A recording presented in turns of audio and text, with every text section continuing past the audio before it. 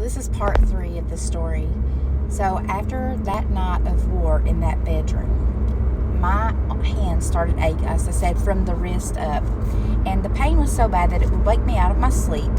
There was nothing that could soothe it. I even took Motrin, Tylenol, anything. Nothing soothed the pain that was in my hands. There was such an intense pain all through the wrist and bones.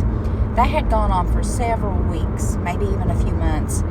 And one evening I went to get my hair done at my hairdresser's, and I do not know why this just came to me, like at that moment is when the Lord chose to share with me. I was sharing with her about my hands, and I didn't understand why just from the wrist down were hurting. When I plopped down in her seat, it's just like the Lord spoke to my spirit and said this: your hands are aching because you were in battle for what I was touching, what I was rebuking, what I was taking the authority over to get rid of. You know, when I thought about that, I thought, I hope I never lose the pain in my hands, because every time since that moment when I would feel that pain, it would remind me of the battle that I was really in. Knowing that when he left that next day, that war had taken place. I had gone to war in that room, and I knew that the presence of God was there, and I knew that he had heard my prayers.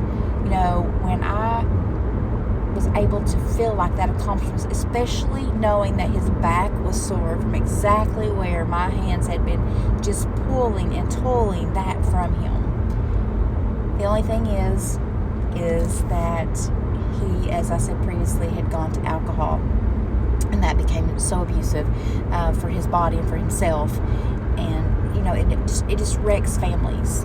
But this battle that I've been going through for 12 years, and as I've shared, he is now in recovery, been in recovery for a good about 10 months now.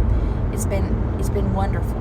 But I wouldn't change what I've gone through, because it has taught me to be so dependent on God. When God allowed me to realize that I could not keep him alive, but I could war, and I could pray, and I could dig, and I could fight, and I could do the things that God has given us the authority to do.